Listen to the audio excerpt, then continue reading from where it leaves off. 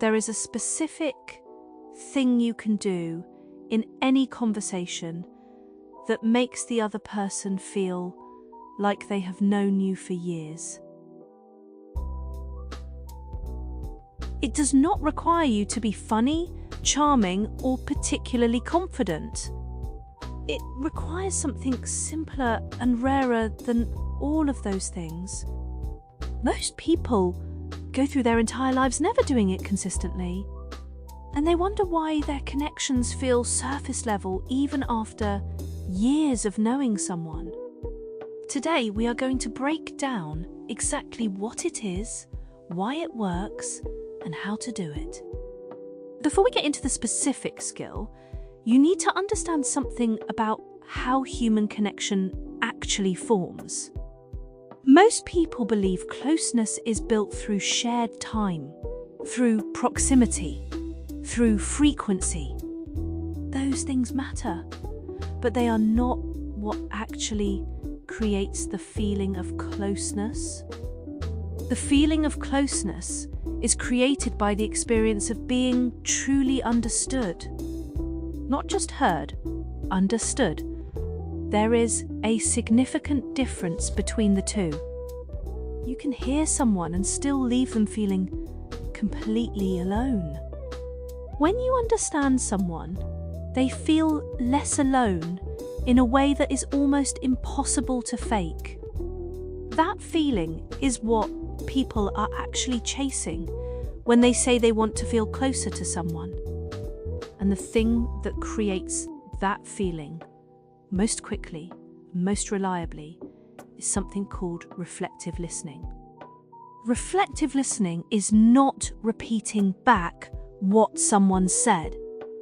That is a common misunderstanding of the technique, and it produces the opposite effect. When you simply parrot words back, people feel mocked or patronized. The distance increases. Real reflective listening is about reflecting back the emotional meaning beneath the words, not the content, the feeling, the thing they were actually trying to communicate underneath the literal statement. Here is what this looks like in practice. Someone says, "I have been really busy lately." On the surface, that is information. But beneath it, depending on their tone, their posture, and their energy, there's almost always something more. Exhaustion, overwhelm, pride, a need to be seen as someone who is carrying a lot. Reflective listening means you catch that beneath layer and name it gently. Sounds like a lot to carry right now. Or it sounds like things have been moving fast. You are not diagnosing them.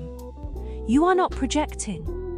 You are offering your reading and letting them confirm or correct it.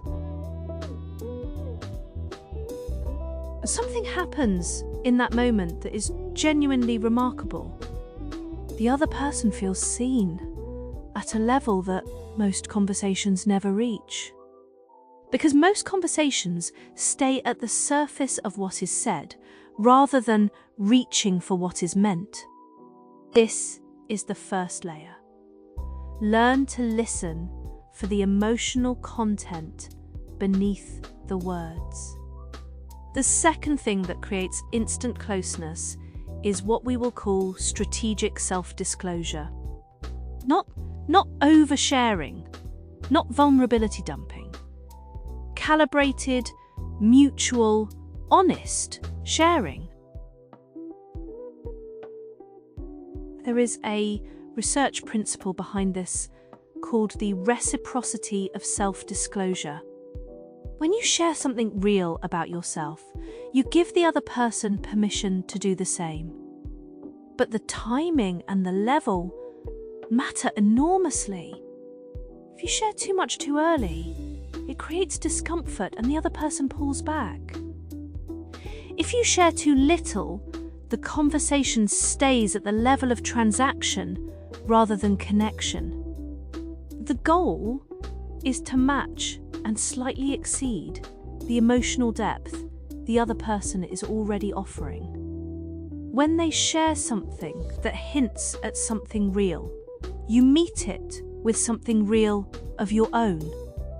Not a story that overtakes theirs, something that says, I understand this because I have felt something similar. That moment of mutual recognition is one of the fastest builders of closeness available in conversation. The third thing is something most people do completely wrong: eye contact. Not the aggressive holding of eye contact as a power signal. Not the darting away that signals discomfort. The kind of eye contact that says, I am here and you have my full attention.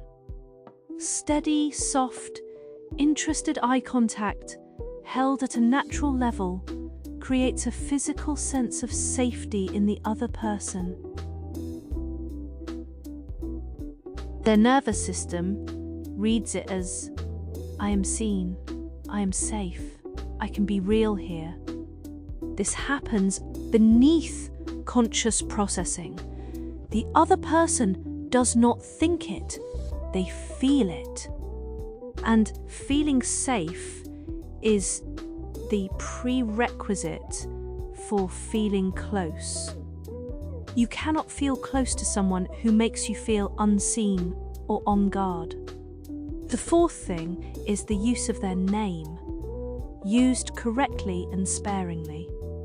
When someone hears their own name spoken naturally in conversation, something activates in them. Brain research shows that hearing your own name produces a specific neurological response that other words do not. It signals that you are not just talking to a general audience, you are talking to them specifically. But overuse kills it. If you say someone's name in every sentence, it becomes sales technique rather than genuine connection. Once or twice at a meaningful moment is enough. The specificity is what matters, not the frequency.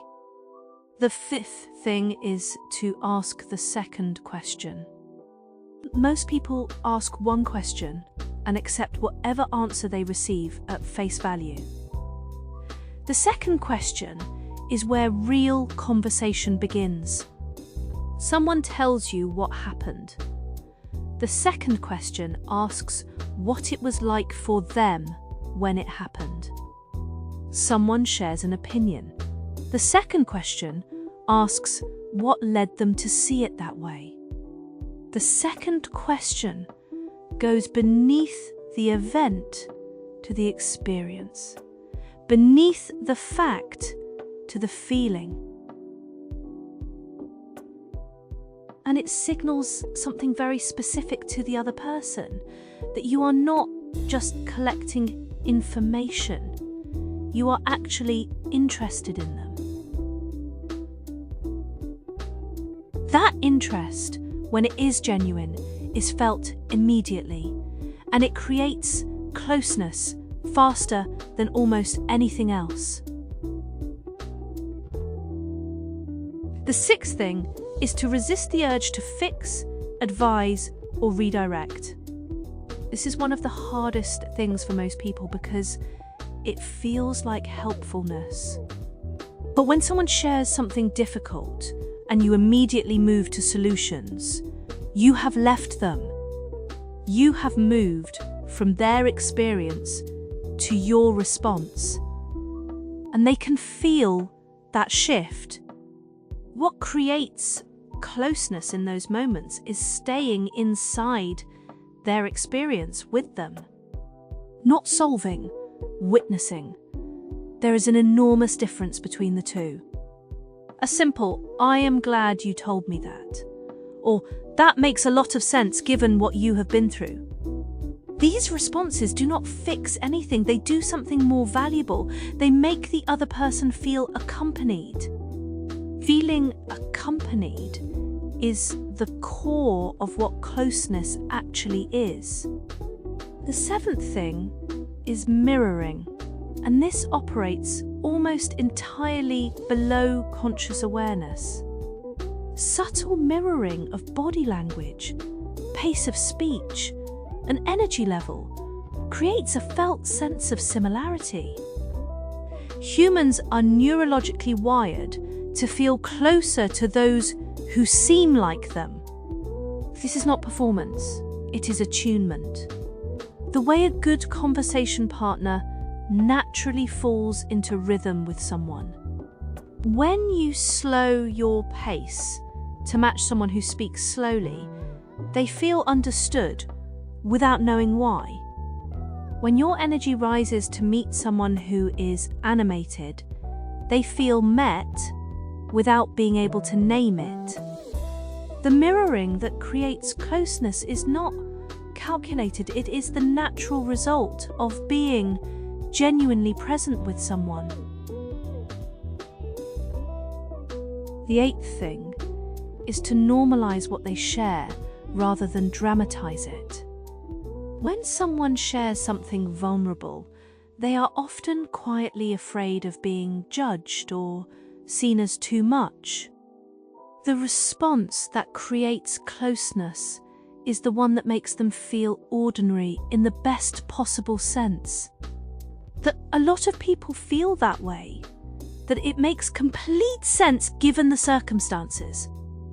Not dismissing what they feel, removing the shame or isolation they may have attached to it.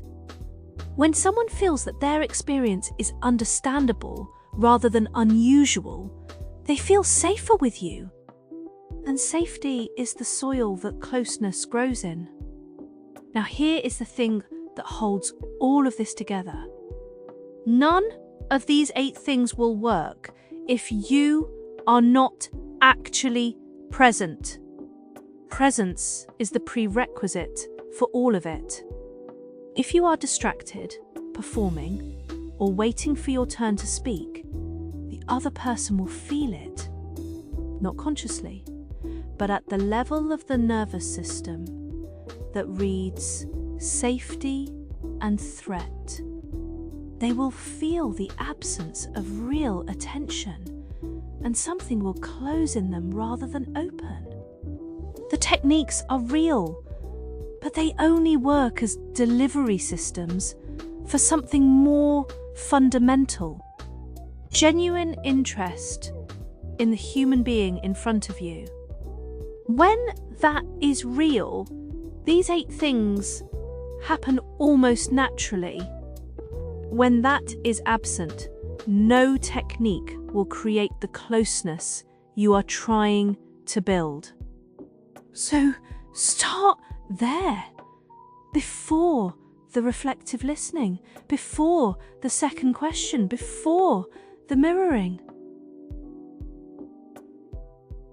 Ask yourself whether you are actually curious about this person, whether you actually want to understand them. If the answer is yes, everything else will follow with much less effort than you expect. And if the answer is no, that is worth knowing too, because the quality of your attention is the quality of your connection. The closest relationships in your life will be with the people you were most genuinely present for, not the ones you performed the best for, the ones you were actually there for. That is what people remember. That is what people return to. That is what closeness actually is. If this resonated with you, subscribe. We go this deep every single day. Tell me in the comments, what is the one thing someone did in a conversation that made you feel instantly closer to them? Drop your answer below. Someone else needs to read exactly what you are about to write. Take care of yourself out there. See you in the next one.